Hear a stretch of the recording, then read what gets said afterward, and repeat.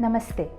I'm Dr. Supricha Chandrasekhar, Consultant ICU Specialist in Pediatrics at Columbia Referral Hospitals, Yeshwanthpur, a unit of Manipal Group. We're all going through incredibly difficult times. Myself, as a parent of 2 young children and as a pediatrician, am as worried as you about children and COVID. I think the best way to beat this pandemic is through good scientific knowledge, awareness, and good practices. So here's a roundup of 10 important points that we need to remember as parents while looking after children with COVID. The most important is the bottom line. Children do well even with COVID. Majority of the children that we are managing are safely and effectively managed at home. So that should put most of our fears away. However, there are important things about this pandemic that we need to be more careful about. Yes, in the second wave, we see many more number of children who are becoming symptomatic.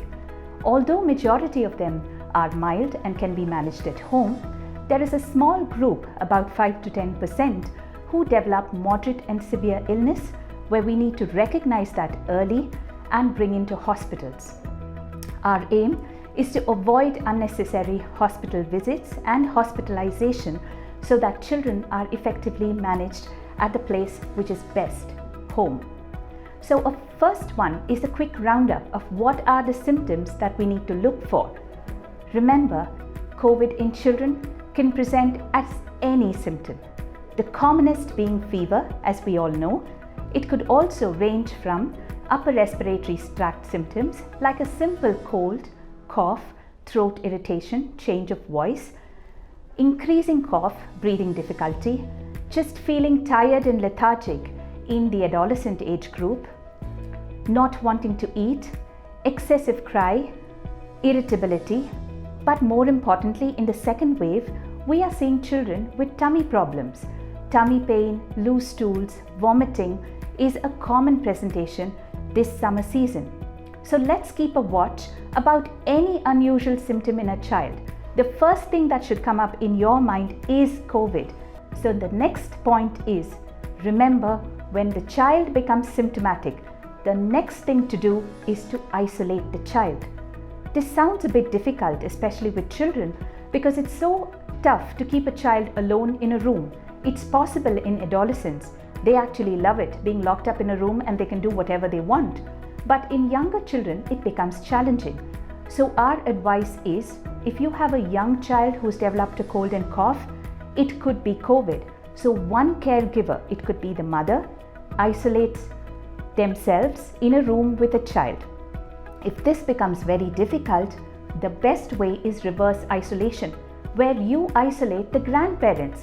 Put them in a room, lock them up, give them a telly, let them be comfortable, but make sure they are protected, because children are like little butterflies carrying the virus. They remain playful and happy, but spread the virus across in the family.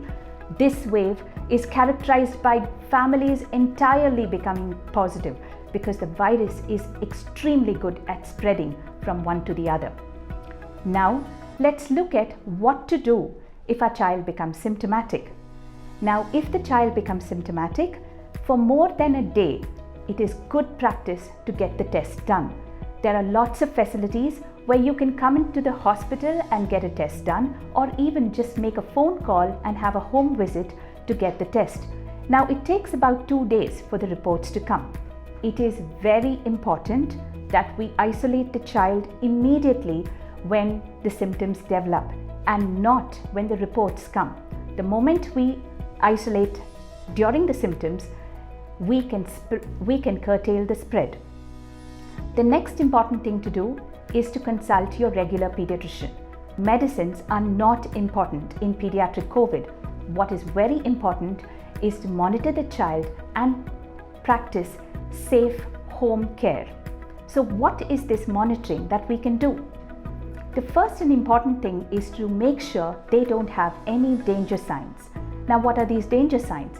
If a child has persistent vomiting 3 or more times in a day, child has severe tummy pain, child is not passed urine for more than 4 hours, child is drowsy and all the time wanting to sleep, if the child has a fever for more than 3 days, and the child is just not wanting to drink anything, these are called as warning signs. Definitely, if a child has breathing difficulty, chest pain, or comes to you saying they are not feeling very good, it is good practice to get a physical examination by coming to any of the pediatric emergencies. So we say the symptoms which are mainly coming from the upper respiratory tract like cold, cough, sore throat, etc. are mild and they can be managed at home. Once these warning signs develop, we need to bring the child to the hospital as they may develop moderate or severe illness. Another very important thing which I expect all parents to do when looking after children at home is to measure their vital signs. Now, what are these vital signs? There are 4 important things that we measure at home. The first is to measure the temperature. We do it about every 6 hours. Use a contact thermometer like a digital or a mercury thermometer which is placed in the armpit. We do not recommend the use of non-contact thermometers, which is mainly meant for screening and sometimes can give erratic reports. When you measure the temperature, if it reads more than 99.5 Fahrenheit, only then it is called as fever. So remember, if your child has 98, 99, 97, that is not fever at all. Secondly, we will look at the breathing rate. This is a very important thing to tell us if the infection from the upper tract has gone to the lower tract or the lungs. So breathing rate in children is looked at how many times the chest or the tummy in little babies moves up and down. We need to count that for 1 whole minute. So set your timer and observe the child. Look how much the chest is going up and down. 1 up and down movement is taken as 1 breath. Usually the little ones breathe faster than the older ones. They are like little puppies. Now, if the breathing rate in a less than 5-year-old child is more than 40 times in a minute, that is a warning sign. Likewise, in older children, if it is more than 30 times in a minute, you need to contact your doctor. So we spoke about temperature and breathing rate. The other 2 important vital signs are the saturation and the pulse rate. This year, I'm sure all parents are well aware of measuring saturation at home. All of you have heard about oximeters, which are now widely available. The oximeter which you use for yourself is the same that we use for a child. It is a bit challenging to measure in little kids, but it's very much possible. There are few ground rules that we need to remember. First thing is, make sure you place the child's hand on a flat surface. So once you place the child well rested on a flat surface, only then you attach the monitor. Common mistakes which I see parents doing is lifting the child's hand up, putting the monitor, allowing it to dance around and then take readings, which obviously will come false. So once you keep the child's hand flat on a surface, put the oximeter on, switch it on and be patient. Wait for at least 30 to 45 seconds till the pulse is read properly. Now, there is a little wave that is seen on most pulse oximeters. It should come as a nice gentle wave, and when this waveform is seen, there are 2 numbers which flash. One number which comes as a percentage, and that is called as SATS or saturation. It tells us the oxygen level, and that should be more than 94%. So anything less than 95%, you need to alert your doctor. Likewise, we get another number display under the name as PR or pulse rate, and that just tells us how fast the child's heart is beating. And if it's constantly above 120, then it is probably a concern. Most often children, when they get very excited, are running around and playing, and you go and catch them and put the pulse oximeter, it could show a reading of 140 or even up to 150. Calm down, make them sit down, play a video, and then take the reading. And if that is consistently above 120, you need to let us know.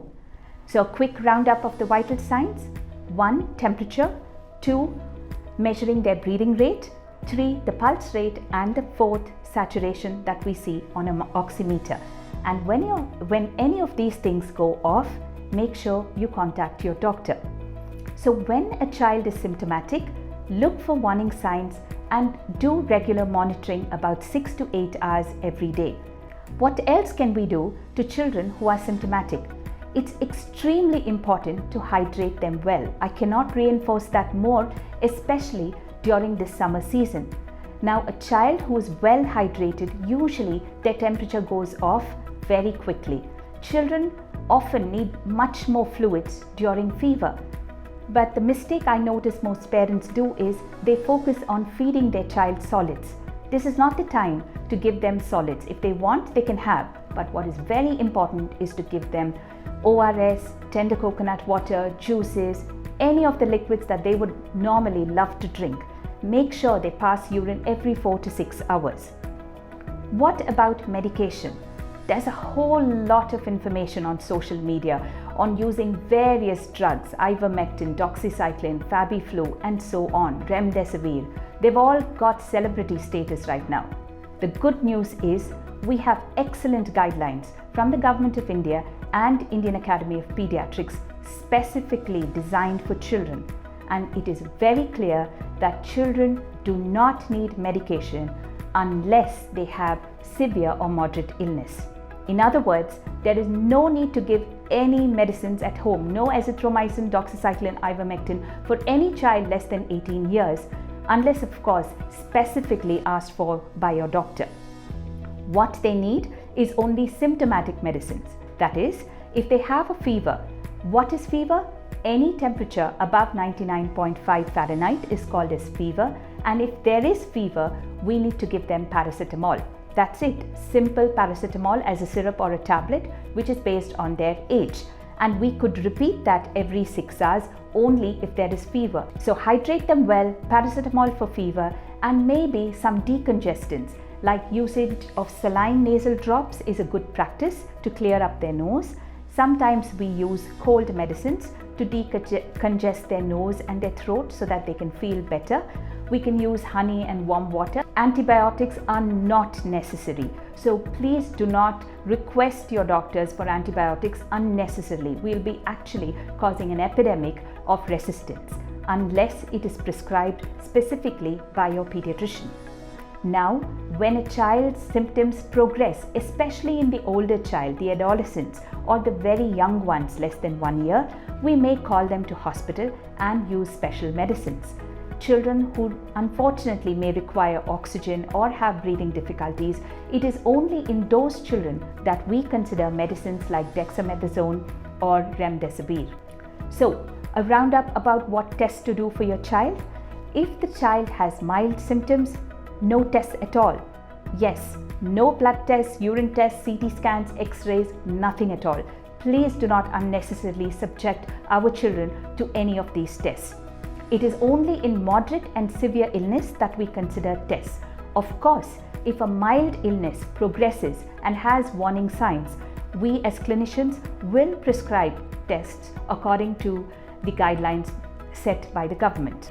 Another question may pop in your mind that if as a parent we get COVID, what do we do? Now commonly what I see is the moment a mother or father gets COVID, the first thing they do is to send the child to the grandparents' home. No, that is not something we should do, because most often the child has already contracted the virus and will be a huge risk to the elderly. So please keep the child with you. As I mentioned before, children do well. It is important to know how to care for a child even if you are COVID positive. You can wear a mask, you can maintain the distance, serve food. In very young babies, we actually advocate breastfeeding. We advocate caring for the child even if we have COVID ourselves. So remember to keep the children where they are, contain the infection, contact your doctor and get sound medical advice on how to proceed further. The last point that I would like to share is use teleconsultation. It's an excellent resource in how we can contact doctors, and it is important that there is a formal consultation with a prescription before you purchase any drugs and medicate the child. I am sure You and your child will be safe and happy if we fight this the scientific way. Stay healthy, safe, and smiling. Thank you.